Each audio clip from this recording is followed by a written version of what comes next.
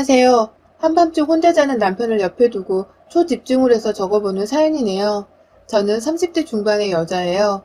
친정 부모님은 모두 다 돌아가신 지 오래되었고 세상에 피부치라고는 남매인 오빠 하나밖에 없는 사람이랍니다. 그마저도 하나뿐인 오빠가 사업을 한다며 베트남으로 4년 전 이민을 가서 살림을 차리고 살게 되며 영영 같은 땅 아래에서는 얼굴을 자주 보며 살 수가 없게 되었고요. 그래서 한국에는 피부치 연고가 아무도 없는 처지랍니다. 천만 다행히도 떨어져 살긴 하지만 여전히 우애가 좋고 안부를 물으며 살고 있는 남매여서 오빠는 저를 참 살뜰히도 챙겨줬어요. 부모님이 돌아가시면서 남긴 재산을 오빠에게 다 맡겨놨더니 어린 나이부터 사업을 잘 일으켜서는 그중 상당수의 재산을 저에게 도로 돌려주기도 했고요. 그리고는 자신의 사업을 더 키우겠다며 베트남으로 가긴 했으나 가서도 늘 여동생의 혼수자리를 알아보면서 살뜰하게 돌봐주려 했던 하나뿐인 오빠였습니다. 어떻게든 부모 없이 혼자 살고 있는 제가 무시당하지 않고 귀한 대접 받으면서 시집을 가길 원했던 오빠는 제가 30이 넘어가면서부터는 눈에 불을 켜고 저의 신랑감을 찾아다니곤 했어요. 자기 주변에 괜찮다는 사람들도 막 소개시켜줬고 그러다 진짜로 제가 연애를 하게 되면 옆에서 거의 친부모님 마냥 얼쩡거리면서 제 연애에 참견을 하곤 했죠. 남자친구가 잘 챙겨주긴 하는지 귀하게 대접을 해주는지를 물어보면 말입니다.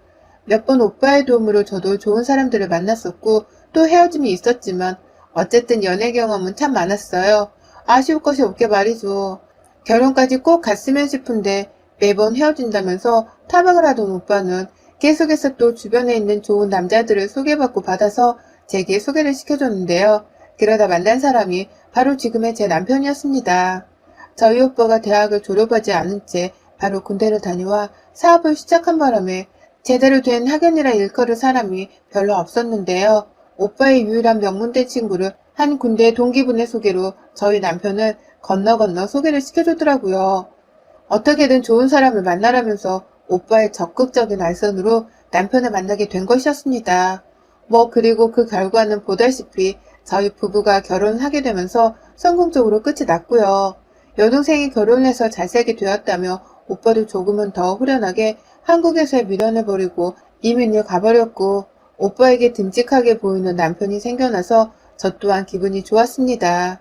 피부치 연고는 없더라도 내 신랑이 생기게 되어 참 기쁘고 반가웠죠. 그런 남편의 가족들인 시댁 식구들이랑도 이제는 새로운 가족이 되어서 한국에서 보다 북적거리며 행복하게 잘 살 수 있을 줄 알았어요. 결혼의 끝은 늘 해피엔딩이었던 동화 속 공주들처럼 저 또한 결혼만 하면 행복한 인생은 따놓은 것인 줄로만 알았죠. 그러나 생각보다 결혼 생활이 그리 녹록지 못했습니다. 저희 남편에게는 누나가 하나 있어요. 형님은 이제 딱 40이신데 제 나이에 결혼을 하셨다가 이혼을 하고서 지금은 시댁에서 시부모님과 함께 셋이서 살고 계셨죠. 전 남편과의 사이에서 아들 하나가 있었으나 이혼을 하면서 양육권을 뺏긴 바람에 현재 형님의 아이는 전 남편이 키우고 있는 상황이고 또 재혼을 생각하는 새로운 여자를 만나고 있다는 것까지는 형님을 통해서 들었습니다. 그 이상은 저도 남편도 잘 알지를 못하고 눈치가 보여서 물어보지도 못했지만 형님이 가끔 술을 먹으면 남편한테 돈을 좀 빌려달라고 전화를 하며 전 남편에 대해서 하소연을 하는 바람에 저도 일부에 대해서는 엿들어 알고 있었어요. 처음 결혼을 하고서는 무작정 새벽에도 전화가 와 자는 사람들을 깨우는 형님의 무례함이 정말 싫었습니다. 술을 마시지 않는 맨정신일 때도 다소 차갑고 냉정해 보인다는 인상을 여러 번 받긴 했었는데 술만 마시면 자기 팔자를 한스럽다고 남동생한테 늘어놓으며 전화를 하니 저로서는 불편한 점이 한둘이 아니었죠. 자기는 이혼을 해서 부모 밑에서 쭈그려 살고 있는데 너는 남편을 잘 만나 독립에 잘 살고 있는 게 아닐 꼽다는 말까지 하면서 제게 술주정을 한 적도 있었어요. 남편이랑 전화를 하다 말고 저를 바꾸라 말을 해서 수화기를 들었다가 이 어처구니 없는 욕을 방어도 못하고 먹었었죠. 다행히 남편이 후딱 전화를 끊고서는 시부모님께 연락을 드려 형님 좀 빨리 재우라고 독촉을 한 바람에 상황이 잘 넘어가긴 했지만 저로서는 형님을 보는 게 불편할 수밖에 없었습니다. 친정과도 같은 가족 사이를 시댁 식구들과 만들고 싶었는데 형님이 자꾸 술주정을 부리며 신혼부부의 달콤한 잠을 방해하니 거리를 둬야겠다는 생각이 당연히 들 수밖에요. 이 사실을 혹여나 싶어 베트남에 있던 오빠한테도 전혀 말을 하지 않았고요. 남편도 저희 오빠 눈치가 보이고 미안했는지 절대로 자기 누나의 치부가 자기 친구들이나 저희 오빠 귀에 들어가지 않도록 입단속을 단단히 하더라고요. 그런 모습을 보며 살짝 내가 생각보다 별로인 집안에 시집을 왔구나 싶어서 실망스럽긴 했지만 그래도 결혼 자체를 후회하진 않았어요. 남편과의 신혼생활이 즐거웠고 또 형님의 술주정만 빼면 시댁과의 관계도 엉망진창이진 않았으니까요. 부모 없는 나를 받아주신 게 어디냐며 오히려 조용히 남편하고서나 잘 살고자 했어요. 그런데 그냥 이대로 조용히 잘 살면 될 텐데 뜬금없이 시아버지가 경기도 외곽에 단독주택 하나를 짓기 시작하면서 저의 결혼생활은 바닥으로 내리치기 시작했어요. 오래전부터 온 가족이 함께 모여 사는 것이 꿈이었다면서 시아버지가 무작정 은퇴하고 자금 모아 지으신 그 주택으로 저희 부부까지 합가를 하라며 부르신 겁니다. 솔직히 저는 마음이 반반이었어요. 시부모님은 그래도 저하고 잘 지내는 사이였고 시아버지는 특히 저를 하나뿐인 며느리라며 정말로 예뻐라 해주셨거든요. 부모가 없어 더 마음이 쓰인다면서 평상시 시어머니보다도 제게 연락을 하셔서는 안부도 자주 물어주시고 또 용돈도 자주 보내주셨고요. 그런데 제가 무작정 합가가 싫다면서 거부를 한다면 시댁과의 관계는 걷잡을 수 없이 멀어질 것만 같았습니다. 이런 상황에서는 며느리인 제가 조금은 숙일 줄도 알아야 한다면서 아주 잠깐이라도 살아보고 출퇴근을 핑계대면서 다시 본가를 하라고 조언을 해주는 친구의 말에 저도 결국 수긍하게 되었죠. 한번 살아보고 다시 결정을 해보자며 남편이랑도 둘이서 얘기를 해봤고 최대한 마음에 부담이 없는 선에서 합가를 하게 되었습니다. 저희 부부는 아직 아이가 없었어요. 당장 계획은 없었지만 언제든지 아이가 생기면 낳을 의향은 있어서 순리대로 낳자는 마음으로 가볍게 살고 있었는데요. 합가를 하게 되면서는 시부모님과 형님이 1층 그리고 저희 부부가 2층에서 살게 되었죠. 나름 구역에 나눠져 있어서 완전히 매 순간 얼굴을 마주보며 살아야 하는 불편함은 없었습니다. 그리고 저희 부부를 포함해서 형님까지도 모두가 회사로 출퇴근하고 있는 사람들이었기 때문에 퇴근을 하고 나서야 집에서 저녁밥을 먹으며 얼굴을 볼 수 있는 정도였어요. 이대로만 살면 그냥 대가족이 사는 것처럼 평범한 모습이었습니다. 아침 저녁으로 밥을 차려주는 시어머니가 계셔서 오히려 저로서는 편한 점도 헐 많았을 정도였죠. 그런데 그 일이 생기고 난 후부터 모든 게 악몽으로 뒤바뀌기 시작했어요. 정확히 합가를 해서 사게 된 지 4달 만에 벌어진 일이었습니다. 밤에 온 집안에 불이 꺼졌고 저희 부부도 2층 방에서 눈을 감았어요. 그러다가 남편이 문득 제 몸에 손을 대더라고요. 뭐 여전히 아이가 없어서 신혼 같았던 우리였는지라 남편의 터치가 오히려 전 반갑고 두근거렸습니다. 뭔가 부부 사이의 분위기가 절정에 이르렀을 때쯤 온전히 남편에게 저의 온 신경을 쏟아붓고 있던 그때 갑자기 방문이 열렸어요. 그리고는 누군가 당황한 듯 다시 문을 닫고는 후다닥 발바닥 걷는 소리를 내면서 도망치더라고요. 놀라 자빠질 뻔한 저는 침대 위에서 남편을 밀쳐대다 결국 남편이 침대 아래로 떨어졌고 저희 두 사람은 어둠 속에서 정신을 차리느라 잠시 혼이 빠졌다가 겨우 방 불을 켜고 주변을 살폈습니다. 1층으로 내려가 보니 방마다 문이 아주 곱게 닫혀있더라고요. 혹여나 도둑이라도 들어온 건가 싶어서 남편이 골프채 하나를 빼들고는 집안 구석구석을 살폈지만 결국 아무도 나오질 않았어요. 혹 방 안에 들어가 있는 시댁 식구들 중 누군가가 우리 방에 들어오려고 한 게 아니냐며 의심의 말을 해보기도 했지만 남편은 그럴 리가 없다면서 자기 가족들을 절대로 믿으려고만 했죠. 남편이 그렇게까지 완강하니 저도 별다른 말은 없이 너무 찝찝해 라는 걱정만 반복하다가 결국 그날 저희 부부는 잠자리 한 번을 제대로 가지지 못한 채 기분이 요상한 상태로 잠이 들었습니다. 하지만 이런 일은 그 후로도 여러 번이나 일어났어요. 방문을 직접적으로 열고 들어오는 소리는 못 들었지만 새벽에 잠시 화장실을 가려고 일어나 보니 우리 방문이 활짝 열려있는 것을 본 적이 서너 번 있었고요.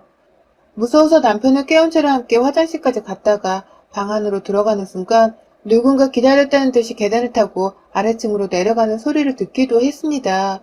정말 누구냐면서 화를 내며 1층으로 쫓아가서는 시부모님 방 그리고 형님 방을 두드리는 실례를 범하기도 해봤는데요. 그러면 귀신같이 모두는 잠이 들었다가 막 깬 사람이 마냥 부시시한 채 눈을 겨우 뜨며 문을 열고 나왔죠. 또 하루는 죽은 바퀴벌레가 새집인 이 단독주택에 저희 방 안에 널브러져 있기도 했었습니다. 역한 냄새가 나길래 시부모님께 물어보니 벌레를 죽이기 위해서 집안에 약을 썼다는 말을 하면서 둘러대시더라고요. 약을 뿌려서 바퀴벌레가 죽어있는 것이라면서 말이죠. 참나. 정말 귀신이 고칼 노릇이었어요. 혹시 집안에 더러운 노숙자가 몰래 들어와 사는 건 아닌가 싶어서 괜히 예전에 봤던 공포영화 생각이 나기도 했고요. 이제는 슬슬 남편도 자기 가족들을 믿지 못하겠는지 가끔 밥을 먹다 말고 괜한 소리를 하더라고요. 또 우리 방에 누가 들어오려고 했더라고. 도대체 뭘 보려는 건지. 걸리면 진짜 다리 몽댕이를 부러뜨릴 거야. 라면서 말입니다.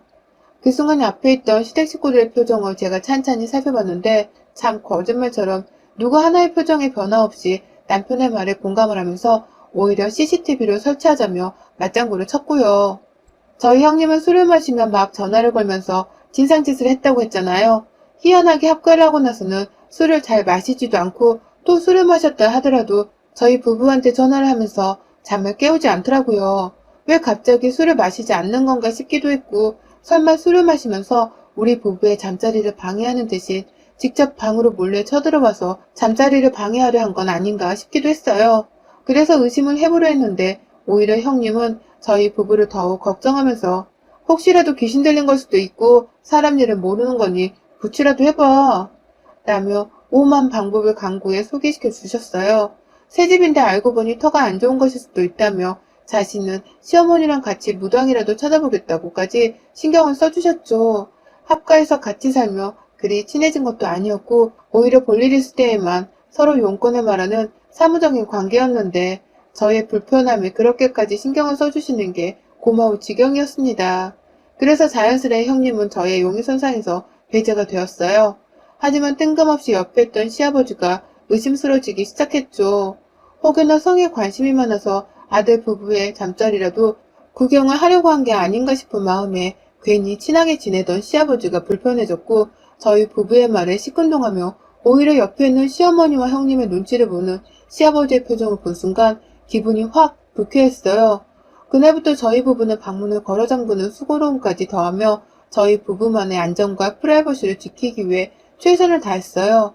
출퇴근을 하고 나서도 괜히 시아버지가 보기 껄끄러워서 인사도 하는 둥 마는 둥 했고 밥을 먹어야 하는데 시아버지가 먼저 앉아 계시면 최대한 아버님이 식사를 다 마치실 때까지 방 안에서 버티고 있다 나와서는 황급히 밥을 먹곤 했습니다. 제가 이렇게까지 시아버지를 경계하니 남편도 점점 자기 아버지가 바로 새벽마다 문을 따고 방 안에 들어오려던 그 범인인가 싶었는지 저를 따라서 행동을 하더라고요. 졸지에 멀쩡히 다보가던 단독주택 안 식구들이 서로의 얼굴을 경계하고 피하며 살기 시작했죠. 그러다 불과 한 달 전 정말 믿기 힘든 사건이 일어났어요. 한동안 집안에서는 아무 일도 일어나지 않았어요. 그리고 동시에 형님께 남자친구가 생겼다며 온 식구들이 형님의 새 남자로 관심이 쏠려있는 때였죠.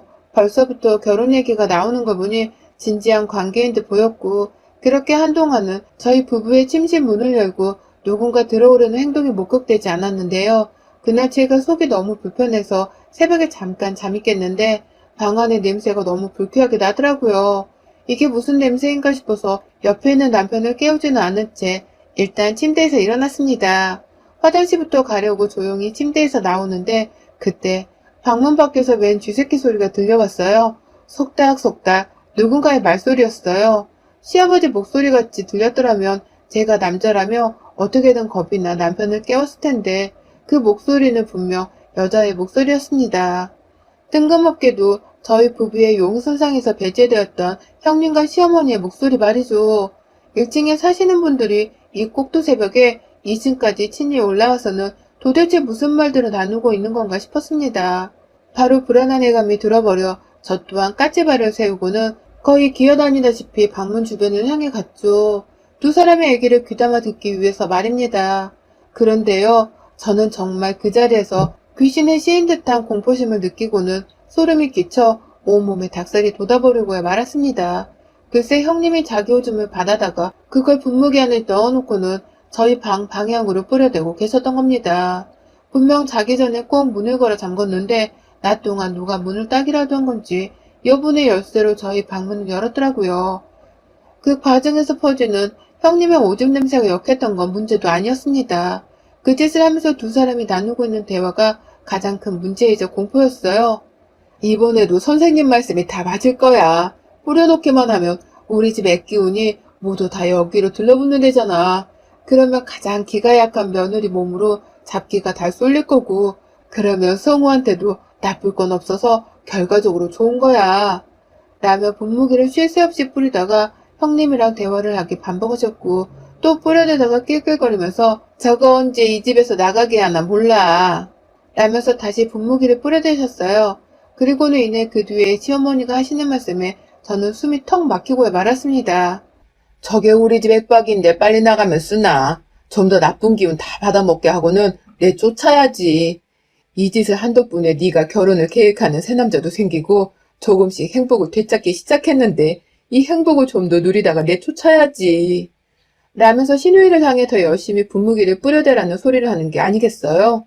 그 바람에 저는 문 뒤에서 거친 숨을 몰아내시다가 결국 그 오줌이 든 분무기 액체를 얼굴에 맞고서야 쥐죽은 듯 속으로만 신음소리를 내며 제 얼굴을 닦아냈고 그 자리에서 더 움직이지도 못한 채 숨죽여 공포에 떨면서 두 사람이 하는 짓이 끝나기만을 기다렸습니다. 화장실에 가고 싶었는데 갈 생각을 할 수가 없었어요. 제 몸뚱아리 주변으로 귀신이 덕지덕지 붙어있을까 싶어서 말이죠. 남편을 깨워야 하는데 설마 우리 남편도 이 사실을 다 알고서는 나를 이 집안에 데려온 건가 싶어서 혼란스러웠습니다. 내가 이 집안의 액바지라니. 나를 액바지로 쓰기 위해서 일부러 단독주택에 나와 합격까지 해서는 데려다 살려고 한 건가 싶어서 시아버지를 향해서도 더욱 큰 의심을 할 수밖에 없었습니다. 이 집안에서 나를 제외한 모두가 나의 적이라고 생각을 한 것이었어요. 시어머니와 형님이 돌아가신 후 저는 서둘러 짐을 쌌습니다. 아침에 출근하는 길에 제 짐을 챙겨 나가서는 그 길로 그냥 시댁에 돌아오지 않을 참이었죠. 어떻게 자기 딸내미가 좋은 남자를 만나서 팔자 펴고 살게 하기 위해서 며느리 나에게 애귀를 받아먹게 할 생각을 다 했나 싶더군요. 정말이지 아무리 생각해도 이건 사탄과도 다름이 없는 사기 집단이었습니다. 눈에서는 눈물이 주룩주룩 흘러내렸어요. 부모를 여의고서 오빠랑 외롭게 살았던 그 시간만으로도 저는 너무 힘들었고 결혼을 하면서는 가족이 생겼다는 사실에 정말 하늘을 날 듯이 기쁘고 행복했는데 결혼의 대가가 이렇게 참혹한 것이었나 싶은 마음에 눈물을 주체하지 못한 채 결국 숨을 꺼이꺼이 들이마시면서까지 울기 시작했어요. 그 밤중에 방 안에 불을 꺼놓은 채 혼자 짐을 싸고 있으니 남편은 자다 말고 저를 보고선 호들갑을 떨며 놀라 잠에서 깼습니다. 방 안에서는 이상한 냄새가 흘러나오고 있는데 마누라는 짐을 싸며 엉엉 울고 있으니 남편도 놀라고 무섭다며 저를 진정시키더라고요. 무슨 일이 있었냐면서 어느새 손에는 골프채 하나를 쥐고서 주변을 살피기 시작했고요. 그런 남편의 행동이 참 가증스러웠어요. 너도 다 알고 있으면서 연기하지 마! 라며 결국 방 안에서 소리를 지르지 못한 채 숨죽여 화를 냈죠. 그러자 남편은 무슨 일이냐고 끝까지 모른다는 표정을 짓더라고요. 그러더니 급기야 시댁 식구들이 무슨 짓을 한 거냐며 씩씩대다가 골프채를 쥐어들고 1층으로 내려가려고 발악을 하길래 겨우 남편을 진정시킨 채 침대에 앉혀놓고 얘기를 했습니다.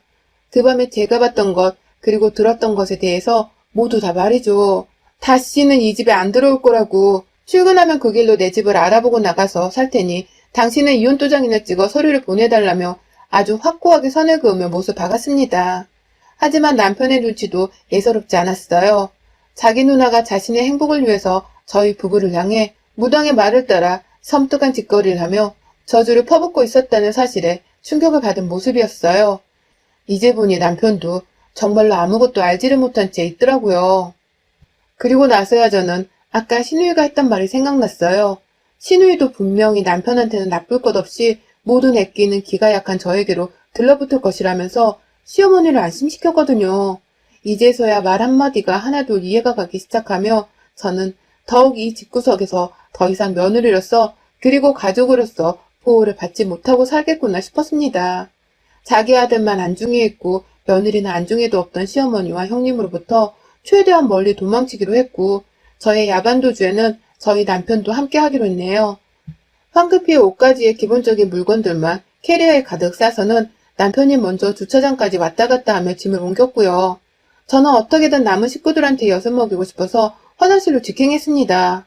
더러운 거 아는데 제 오물을 다 받아서는 형님과 시부모님의 방 앞에다가 잔뜩 뿌려놓았죠. 어디 한번 니들도 남의 역한 오물 냄새를 맡고서 재수없어 해보라는 식으로 말입니다. 그런데 그때 오물을 뿌려놓고 남편이 대기하고 있는 차 안으로 가려는 중 시아버지를 맞닥뜨렸어요.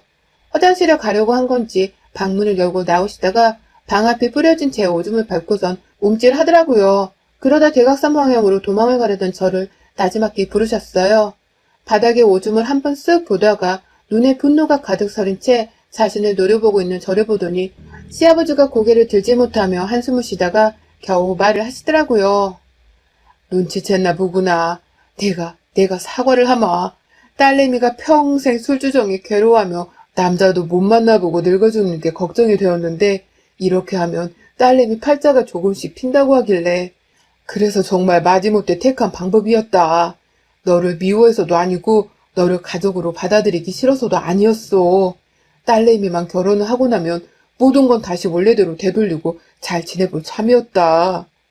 라면서 끝까지 자신은 가족관계를 다시 되돌려보고자 했다는 개소리를 하길래 저는 입에 침이라도 바르고 나서 말을 하라는 냉정한 대답을 한 채로 시아버지를 빚고 오며 집을 빠져나왔어요.